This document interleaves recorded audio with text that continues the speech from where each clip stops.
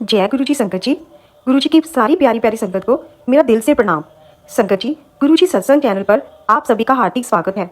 संगत जी, गुरु जी कहा करते थे कि सत्संग करन वाले दा भी भला ते सत्संग सुनन वाले दा भी भला।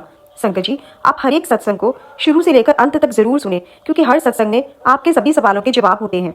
संगत जी, आज की सत्संग को शुरू करने से पहले हम मंत्र जाप करते हैं। ओम नमः शिवाय, शिव जी सदा सहाय। ओम नमः शिवाय, गुरु जी सदा सहाय। जय गुरु जी संगत जी, आइए हम सत्संग को शुरू करते हैं। गुरुर् ब्रह्मा गुरुर्विष्णु गुरुर्देवो महेश्वरा गुरुर् साक्षात पारब्रह्म तस्मै श्री गुरुवे नमः। जय गुरु जी। जय गुरु जी संगत जी, बेअंत बेअंत शुक्राना मेरे मालिक का, मेरे महाराज का। संगत जी, आज हम गुरु जी की डिवाइन बुक दिव्य आभा के 51वें अध्याय का श्रवण करेंगे।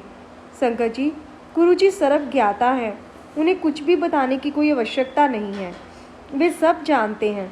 संगत जी, हमारे गुरु जी की डिवाइन फ्रेग्रेंस उनकी प्रेजेंस का एहसास करवाती है।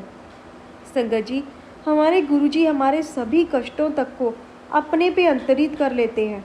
गुरु जी हमारे 90% कर्मों को काट देते हैं, हमें सिर्फ 10% ही भुगतने होते हैं। 10% में भी संगत जी हमारी चीखें निकल जाती हैं, परंतु गुरु जी हमारे उन 10% कर्मों को भी संगत जी साथ में खड़े होकर भुगतवाते हैं और उन्हें भी हमारे लिए आसान कर देते हैं। संगत जी, आज का सत्संग इसी सत्य से जुड़ा हुआ है। आज का सत्संग नूतन एवं अनिल बेरी जी का है, जो कि गुड़गांव से है। आइए संगत जी, हम भी उनका ये सुंदर सत्संग सुन अपने जीवन को लाभान्वित करें। भक्त सदा भक्त रहेगा। गुरु जी की शरण प्राप्त होने से हम अत्यंत सौभाग्यशाली हैं। हमें उनके बारे में नवंबर 2005 में मेरठ में अपने एक संबंधी की बेटी के विवाह में उपस्थित एक अन्य संबंधी से पता लगा। पिंकी गुरुजी की अनुयायी थी और उसकी अभिलाषा थी कि हम गुरुजी के दर्शन करें। उस समय उसने हमें उनके कुछ संस्मरण भी सुनाए। एक शुक्रवार को हम एम्पायर स्टेट से गुजर रहे थे कि गुरुजी का ध्यान आया, किंतु उनके दर्शन किसी अन्य दिन करने के विचार से हम आगे निकल गए। आगे बढ़ते हुए हमने एम्पायर स्टेट के पूरे भवन को भी पार नहीं किया था कि हमारी कार रुक गई। हम आश्चर्यचकित हो गए और गुरुजी के दर्शन कर उनके आशीर्वाद लेने का निश्चय कर लिया। इतना सोचते ही कार चल पड़ी। गुरुजी के स्थान पर हम 7 बजे पहुंचे, किंतु हमें बताया गया कि वह 8 बजे खुलेगा। 1 घंटे रुकने का सुनकर हमने किसी अन्य दिन आने का सोचा। उसी समय पिंकी आ गई और उसने अंदर आने का आग्रह किया। हम उस दिन से गुरुजी की संगत में लगातार आते रहे हैं। गुरुजी के दर्शन करने से पूर्व हम भटक रहे थे, किंतु उनकी दया से अब हम सही मार्ग पर अग्रसर हैं। बेटी अमेरिका गई। हमारी पुत्री रक्षिता को अमेरिका के एक विश्वविद्यालय में MBS पाठ्यक्रम में प्रवेश के लिए 15 जनवरी 2006 तक पहुंचना था, किंतु उसके दस्तावेजों में कुछ अड़चन थी जिसे न्यायालय से सत्यापित करवाना आवश्यक था, किंतु उस समय न्यायालय शीतावकाश के लिए बंद थे।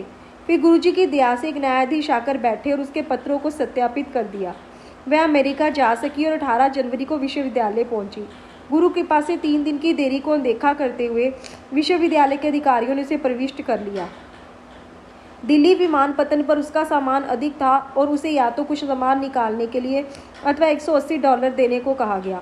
हमने सामान निकाला, किंतु अचानक रक्षिता को लगा कि गुरुजी ने पुनः सामान तोलने को कहा है। जब सामान दोबारा तोला गया तो वह अधिकतम वजन सीमा से कम निकला। 3 मास के पश्चात रक्षिता ने फोन पर बताया कि विश्वविद्यालय वाले उसे अगले सत्र में जाने की आज्ञा नहीं दे रहे हैं और संभवतः उसे भारत लौटना पड़ेगा। हमने उसे गुरुजी से विनती करने के लिए कहा। कुछ ही दिनों में उसने शुभ समाचार दिया कि उसे अगले सत्र में प्रवेश मिल गया है। गुरुजी का हार्दिक धन्यवाद। पुत्र आस्तिक बना। हमारा पुत्र सुधांशु नास्तिक था। हम उसे 3 बार आग्रह करके गुरुजी के पास ले गए, परंतु हर बार वह संगत में जाए बिना वापस चला गया। अब गुरुजी की कृपा से ही उसमें मनस परिवर्तन हुआ है। जब भी वह छात्रावास से वापस आता है, वह गुरुजी के पास जाने के लिए उत्सुक रहता है। वह संदर्भ जिसने उसमें यह परिवर्तन किया वह वर्णनीय है। वह अपने 3 मित्रों के साथ एक टैक्सी में कालका जा रहा था। वह कुछ ही दूर गए होंगे कि उनकी टैक्सी के सामने से आते हुए एक ट्रक से भीषण दुर्घटना हो गई, जो लकड़ियों से लदा हुआ था। टैक्सी बुरी प्रकार से क्षतिग्रस्त हुई थी, ट्रक के सामने के पहिए टूट गए और वह पलट गया था। चमत्कार था कि उसके पांचों सवार सुरक्षित रहे, उनको मामूली चोटें आई थी। सुधांशु के जीवन की रक्षा करने के लिए गुरुजी ने 4 अन्य लोगों को भी बचाया था। सर्व विद्यमान स्वामी गुरुजी छोटी से छोटी बातों का भी ध्यान रखते हैं।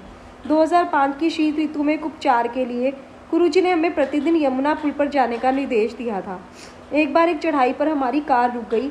हमने उसको धक्का देकर चलाने का विफल प्रयास किया। उसके बाद गुरुजी से विनती की। अचानक 2 सिख युवक कहीं से आए और उन्होंने हमारी सहायता की। उन्होंने कार को धक्का लगाया और उसके चलने के तुरंत बाद पता नहीं कहाँ दृश्य हो गए। गुरुजी ने हमें स्वप्न में भी दर्शन दिए हैं। एक बार मेरे पति अनिल को प्रातःकाल सोते हुए स्वप्न आया कि गुरुजी ने उन्हें प्रसाद में मिठाई दी, किंतु जब उन्होंने अपने हाथ खोला तो उसमें धन था। गुरुजी सर्वज्ञाता और सर्वशक्तिमान हैं। उन्होंने हमारे परिवार और हमारे अतीत के बारे में बताया था। उदाहरणार्थ उन्होंने अखिल भारतीय आयुर्विज्ञान संस्थान में हुई अनिल की गंभीर शल्य चिकित्सा के बारे में बताया, जिसके कारण वे आज भी जीवित हैं। गुरुजी ने अनेकों असाध्य रोगों का उपचार किया है। उन्होंने कैंसर और अनेक गंभीर रोगों की चिकित्सा की है। वास्तव में गुरुजी का उपचार चिकित्सकों की विफलता के पश्चात आरंभ होता है। गुरुजी की शरण में आने पर स्वाभिमान को नष्ट कर देना चाहिए। उनकी संगत में आए प्रत्येक व्यक्ति को उनके दर्शन के संपूर्ण फल प्राप्त करने के लिए धैर्य के साथ स्वच्छ मन, स्वच्छ हृदय और पूर्ण आस्था अनिवार्य है। गुरुजी का मुख्य उद्देश्य मानवता के कष्टों को दूर करना है। वे बिना किसी भेदभाव के सबका भला करते हैं और सर्व विद्यमान होते हुए भूत, वर्तमान और भविष्य जानते हैं। आनंद और मोक्ष की यह विभूति विद्वानों का अंतिम लक्ष्य है। सर्व विद्यमान प्रभु की कृपा से ही हमें लौकिक और अलौकिक अर्थ की प्राप्ति होती है। उन्हीं की दया से संगत के सदस्य अपनी समस्त आशाएं पूर्ण कर सकते हैं। गुरुजी की उपस्थिति से हम अत्यंत भाग्यशाली हैं। वे हमारे कष्ट और विपदाओं को दूर करते हैं। कहते हैं कि जिस भक्त पर आप कृपा करते हैं उसकी कभी कोई हानि नहीं हो सकती। ओम नमः शिवाय। गुरुजी सदा सहाय। जय गुरुजी संगत जी। लख लख शुक्राना मेरे मालिक का, आज की सेवा के लिए लख लख शुक्राना। जय गुरुजी।